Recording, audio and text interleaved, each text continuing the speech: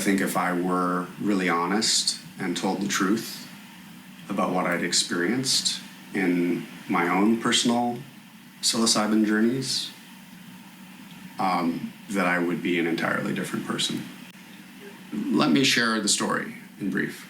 I grew up with the meditator's bias, which means drugs are bad. Anything that comes from the outside to the inside of this skin bag is bad, but anything that the brain happens to produce endogenously is good. I've still never smoked a thing to this day short of a peace pipe. I didn't drink till I was 23, 21 maybe. And so I've always held the body as a temple. It's your vehicle for experiencing expanded states of consciousness. And it's your vehicle, it's a temple. You're literally, the body houses your awakening in the here and now. And so when I started hearing about ayahuasca, like that didn't fit into a box that I had preconceived. I didn't even know what that word meant. And then it's like, oh, it's a native plant medicine. Oh, plant medicine. Interesting. Then the Michael Pollan article came out. The same month, coincidentally, that I had my psilocybin journey for the first time. And maybe it wasn't coincidental, because it's no wonder his book is called How to Change Your Mind, because that article, which became the book later, changed my mind. And the research there was from Johns Hopkins that he was covering, and it basically said, take professionals off the street, give them a single high dose of psilocybin, and to date, about 75% of people say that that experience is one of the 5 most spiritually significant moments of their life. The remaining 25% say that it is the single defining mystical experience of their lives. So I read that, and with my Jewish mind, I was like, whoa, I need to know what is going on there. And so I went to find out. And there was something that was not said in that article, but something I took away from it was how backwards it is in our conventional society when modernity and materialism get overplayed, that we're somehow disconnected from the holistic or the systemic or the root cause source of problems. For example, what we legally call medicine, those are hard drugs. Like fentanyl is 50 to 100 times more addictive than morphine and more powerful. That's medicine. But these plants that grow out of the ground all over the world are drugs. So there's something that felt very off about that. And even further, they're like, what's the definition of a medicine versus a drug? Drugs are masking symptoms. They're perpetuating the addiction cycle. And medicine heals at a root cause level. Addiction to drugs. So how could I take these plants and smoking cessation, 80%, 3 sessions of CBT, and a few mid-dose psilocybin journeys, and 80%. It's unheard of. So something radical is going on in there. Michael Pollan was like, it seemed too good to be true, like a panacea. Like there's some unified field theory of mental illness. But there is. And something didn't compute about how could you go experience something metaphysical that didn't actually physically work on the neurotransmitters in your brain, but you experience something that then leads downstream to physical habits getting rewired or things in your brain getting rewired, quitting things. Like, what's going on there? It's very curious. I would start with a question. You hear the term set and setting. That's the intentional use of plant medicine. And this evolved through the research in the West, actually. I had Bill Richards as a guest and Rick Doblin for the dialogue series I did last year, Primer, Rescue 2. But suffice it to say, having the right mindset when you go into a journey, meaning having an intention, feeling good, having all your questions answered, going in calm, and trusting, and the willingness to relax and float downstream and come what may. It's a good set to have. Setting, if you're taking it and going to a party, that's a different setting. And it's night and day different from closing your eyes and going within. And of course, they originally called it psychotomimetics, like mimicking psychosis, because they're giving it to people with fluorescent lights in a basement and white lab coats. So of course, that's what you got. I add a third element to that. It's not just what's the set setting and substance or the dosage, like how much a person takes. Sure, you can control your experience to some extent that way, but what about the person who is dosed? So my theory and my experience was that as someone who had meditated for 35 years and done psychological inner work for so many years, and maybe even the epigenetics of being Jewish, I don't know. It's like the nation of priests is what we were referred to genetically. But that first psilocybin experience took me out. It radically changed my worldview. And I would not even say it was a spiritual experience. It was, and not even a mystical experience. It was a religious experience. I felt like I was cashing in on 35 years of meditating. It was like taking the thimble to the waterfall. So much downloading from an otherworldly space. We took a fairly high dose, so 4 grams of dried psilocybin is enough to take you there. I am hypersensitive to substances, not just for never having used them very much. Perhaps as a meditator, you become more sensitive. Someone who's done a lot somatically, physically, a lot of yogic practice. I think that helps. But I'm just sensitive. So very quickly, we were set and setting and set our intentions, and I threw it up pretty quickly. I got sick. And I thought, oh shit, like, is this what this is going to be like? Nauseous and a terrible experience. But then I stared into the toilet and I could see fractal patterns emerging and time dilated, like the sunset, and I didn't know how much time had gone by. And the water reflecting in the sink was turning into sacred geometry and like the implicate order. I could see the blood cells going through my veins. And then someone tried to comfort me, and a very strong protector came out and was like, no, don't touch me. And then because, again, of all the yogic practice I had done, I started twitching, Kundalini twitching, like at my root, at the root chakra, at the base of my spine. I knew what that was. I don't think many people who live in conventional society have a sense of it, but like there was some serious life force that was starting to get ready to come through. So I got angry, actually. It was like, this is way too personal to do around people I just met that I don't know. I had no idea that's what this was going to be. And so I kind of shut myself into my friend's office. And it just took me out at the knees. I got taken into like a dream state, into the journey space, like when you fall asleep at night, but you're conscious of what's going on. And the transmission began. There was a voice. And it said, you think you know what life is, Nathanael. You don't know what life is, that life is empty and meaningless and materialistic. Let me show you what life is. And it was like Mother Nature giving me a tour of life and saying, this is incarnation. Spirit is becoming flesh. And it said that you have this clamp on your root chakra, like you're in fear and control because you don't trust life in the face of death. And that is the existential core wound, right? It's not what happens to you up or down. Do you trust in life? Do you trust the direction of the river? Like, is it going to be okay? Mm-hmm. And that was one of the core messages it told me, was the medicine, the plant medicine is just showing us how to metabolize life. Like the way that you relax and float downstream and trust and let go and let come.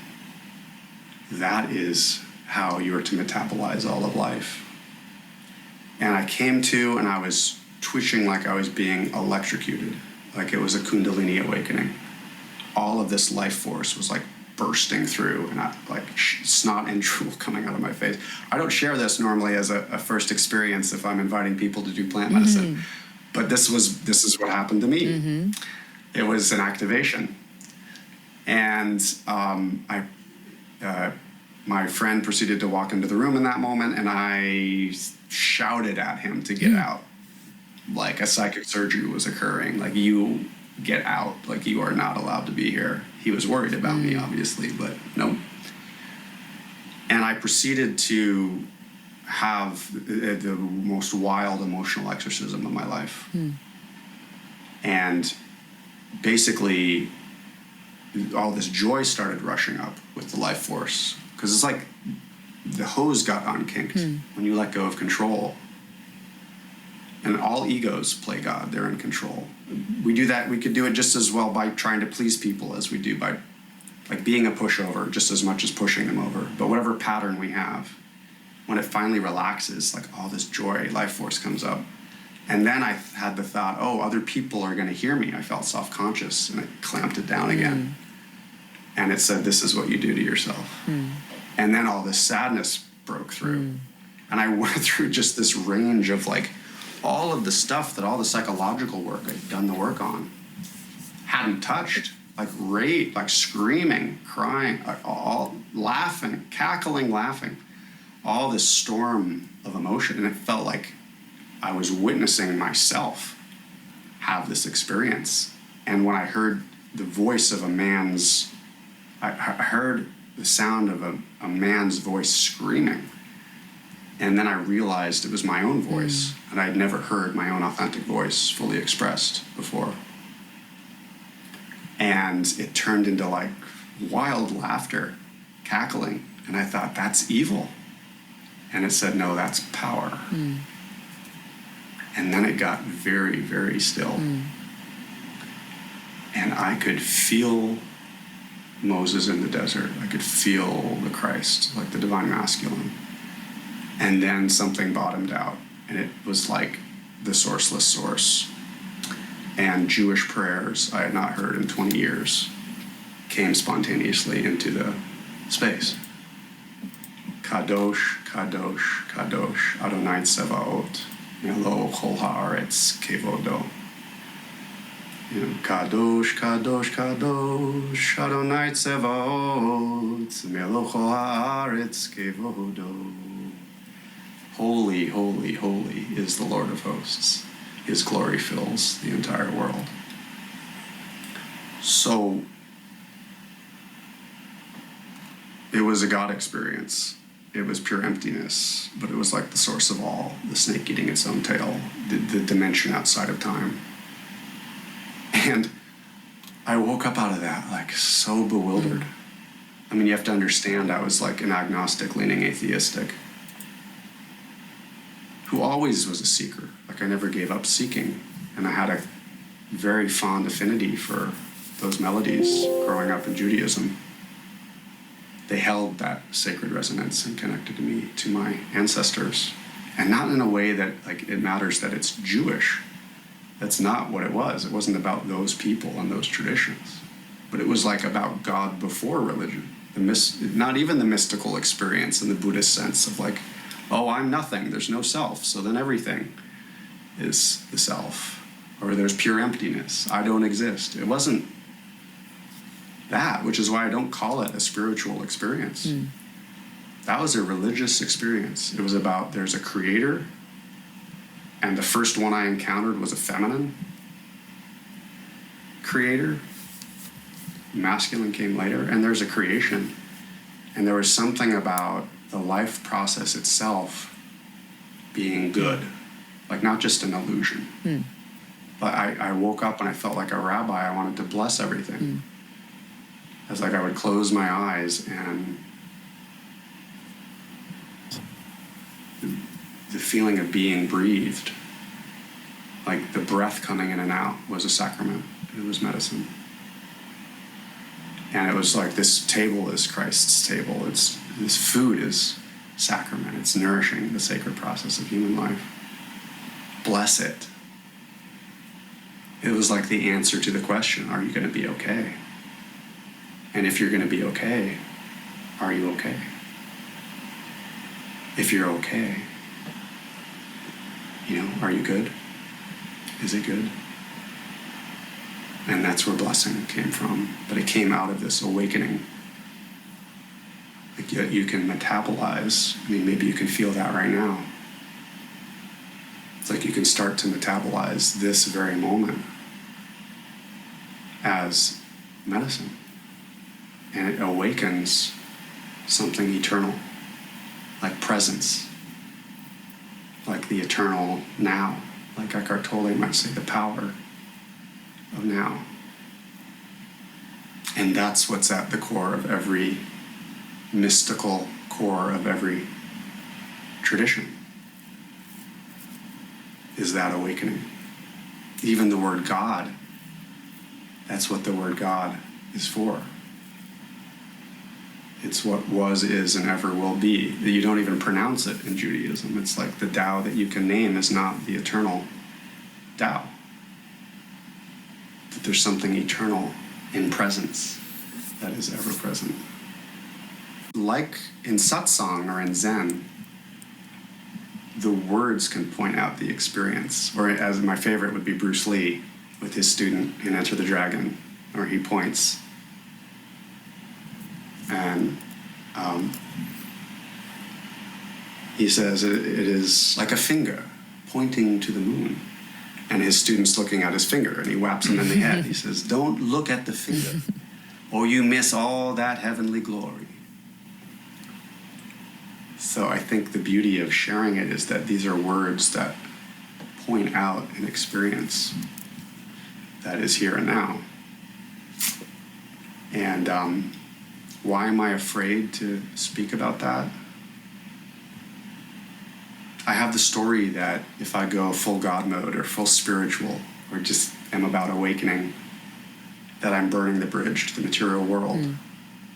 When the whole point of being quote unquote spiritual is to inhabit the earth in a conscious way.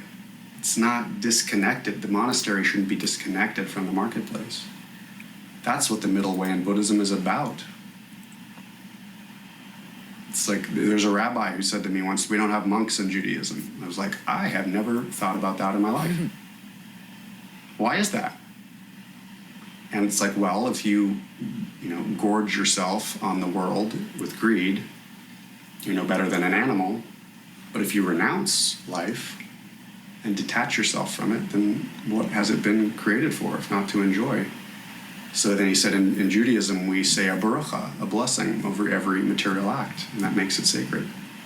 And I'm thinking, this guy's probably thinking he is meaning it literally, like you say some word magic, and then it's okay to eat, like it's safe to eat. But I'm like, the guy's talking about Buddhism, the middle way between the spiritual and the material, between attachment and detachment. And he's talking about mindfulness. It's not if you consume something, it's how. That's what genuine spirituality is about. It's a blessing. So that's what a sacrament is. Like, you receive it with gratitude. So the less attached to it you are, like, what a wine tasting, what a love making, the great beauty. It's like, that's what it's all for. Yes, I think it means that part of me that's afraid thinks it's like burn the bridges, burn the boats. Business people who provide a link to my livelihood aren't ready for this, or this is too religious, or this doesn't belong in society, in secular society, in organizations. And also that, again, if I just focus on the religious nature or mystical experience, that it's missing that this is meant to be holistic or integrated. Like, why am I taking leaders on plant medicine journeys to have mystical experiences? Because the republic is in peril. Because businesses are not always ethical, or any organizations. We need conscious capitalism. We need conscious business. We need conscious organizations. And how do you translate an awakening or a waking up experience down into the world.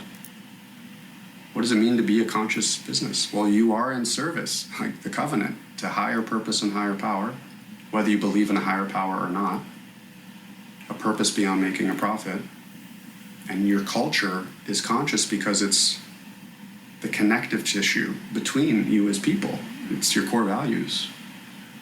And that becomes how you are in a covenant together. Like that word has to do with, legal codes when you're building, like townhomes, there's a covenant of what's allowed inside or outside of the community. So it's very much like bringing the beloved community into the way we live and work and breathe, the more intentional community or conscious community. So what am I afraid of? Did I just doubt myself? Are people, maybe my old clients aren't ready for this. And maybe it is a good day to die. It's like, from the Bhagavad Gita, it says it's better to die in your own dharma than survive in the dharma of another. In other words, the purpose. And it's about me being true to myself. I know, the Gospel of Thomas says, if you bring forth what is within you, what you bring forth will save you. If you do not bring forth what is within you, what you do not bring forth will destroy you. And I have been living that for years now. It doesn't matter who my clients are. Am I telling the truth? Am I aligned with my own truth? And how long will I continue to deny the spiritual awakening that's happening in me? I have a hunch, psychosomatically, that is part of why my body has fallen apart. I did about 3 years of jiu-jitsu and MMA and utterly fell apart, like all kinds of injuries. I was weightlifting while I was living in the dojo, sleep deprived. I really did a number on myself. So I think it took about 3 years for sciatic, like the whole left side of my body, to break down. Part of that was just purely physical, but part of it was that ego death in the dojo as the living student, and the disillusionment there. And part of it was just push, the grind. So that's part of the impact. And then how it's felt also is like the analysis paralysis is my labyrinth. Like there's so many hats I'm wearing, but all of it's like, what if I just take off all the hats and step out? I think that's one of the other fears that comes up even within the psychedelic renaissance. It's like, who am I to be awakening? That's why I call it awakening leadership, though. It's like, I'm in an awakening. It's not awakened. But there's some fear about, like in Japan, they say if a nail's sticking out, hammer it back down. It's like, you just look at history. It's like, maybe the Jews crucified their own Messiah. If you stick out too far, the fear is, well, I'm just going to contract again. And then I'd be a hypocrite. But the humanity and the truth of this is I am awakening. People feel it. They come over Friday nights and there's a mystical experience that happens and there's no plant medicine. I don't think people realize what spiritual awakening is. It's like we call it the Holy Spirit in the West. Or, we have this watered down term, mindfulness. But when presence awakens, and again, I don't know if you can feel that a little bit right now, but what a miracle that it awakens in the relational space between us. It's like something else is watching you, and advanced meditators know this. They have a witnessing experience, or they call it an out-of-body experience, where it's like, oh, my body, I witness my body like it's a piece of furniture. And who am I? Who am I if I'm not my body? Or my story about what happened to me? Who am I just fully awake, fully present in the here and now? And one way or the other, who cares about what the answer to that question is? Because the experience of it is peace. The mind finally coming to a still point. There's no suffering in it. There's no past or future in it. And like only that, which is eternal, when you feel this, that's the only thing for me that has healed that core wound. That existential wound of like, what happens when we die? Are we going to be okay? And it's that eternal, that sense of presence that has in me begun to heal that wound. And it feels schizophrenic some days, to answer your question more directly. The most wounded parts of me are still there. And even now I feel this awakening, this presence around it that is infinite, that is eternal, that is at peace, that doesn't fear anything or desire anything. And that presence is healing, like the wounded part of me. Slowly, but surely. It does like peer coaching, and core values, and like strategic planning. And right, that suit doesn't fit quite right. I think that's a good question. But you know, what space are we hanging out in now? You know, if I look at what I've been told through other medicine journeys, it's like, right, what archetype am I? I've been told to train guardians, like be the archetype of the guardian. And I think, well, what is that? It's like, well, that's what I've been all along for the CEO, the hero archetype. I'm not the hero archetype myself. The guardian is the principle of conscience. This is in purely literary terms. The guardian is the principle of conscience to the hero, which is, right, the mentor, the coach. And has to ultimately step out of the way for the hero to face his enemy. So there's a sense of empowering and coaching there too. But in what realm? It's like, this is the realm of awakening. This is the spiritual path. But it's not a spirituality that is divorced from the world. It's not a spirituality that is divorced from the psychological healing of trauma. It's not a spirituality that's divorced from relationship. It's like people don't get in the way of your spiritual practice. They are your spiritual practice. What do you do when you wake up in a dream and you realize you're dreaming? Have you ever had a lucid dream? Well, that's even a good metaphor. Have you ever realized you were dreaming in a scary dream? Well, that's kind of exactly right, isn't it? Like, what happens if you realize you're in a scary dream? You wake up. This is so common an experience. To just consider this for a moment. Every night we go to sleep. We go on a kind of psychedelic journey. You know, whether you believe the pituitary, the pineal gland is releasing DMT or not, doesn't matter. We have no idea how this happens. We go into another world, and things out of our control are presented to us as a dreamscape, and we live another life. And we don't know where those images come from or why they're there in some sense, but they're messages from the unconscious. And it's quite an interesting metaphor to think of how that world frightens us to the point where we just want to wake up. And that's the first thing probably that happens, is you wake entirely up out of a nightmare. And thank God, because then you can tell the difference between what's real and not real. Well, there's a way in which this goes back to the Upanishads, the Vedic scriptures in India, pre-Hinduism.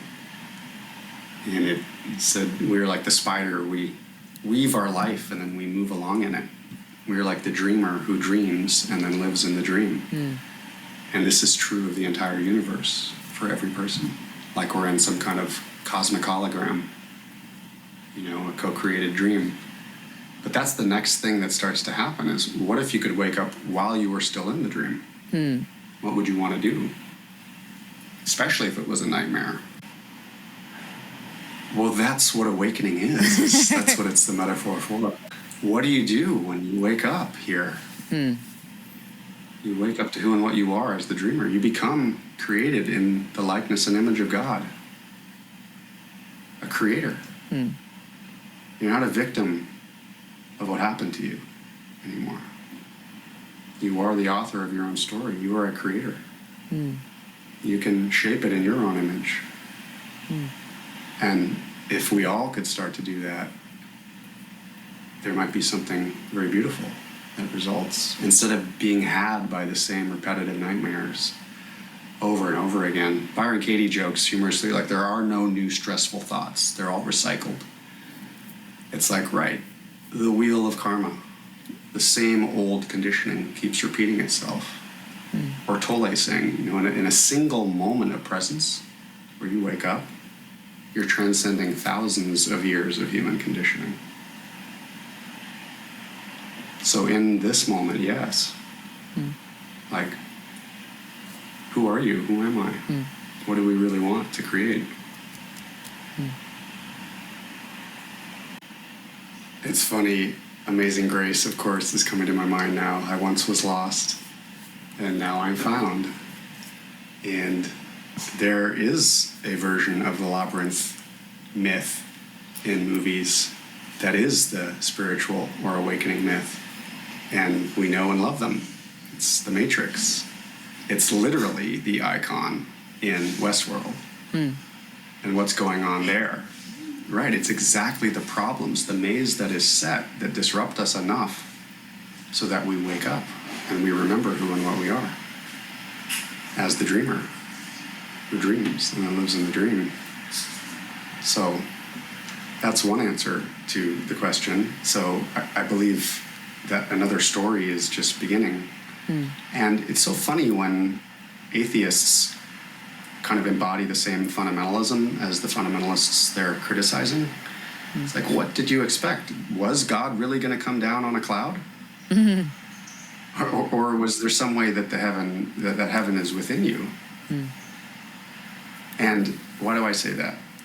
Because it's the same thing with, like, well, why, if there's a God, what about the problem of evil? Well, you already answered the question.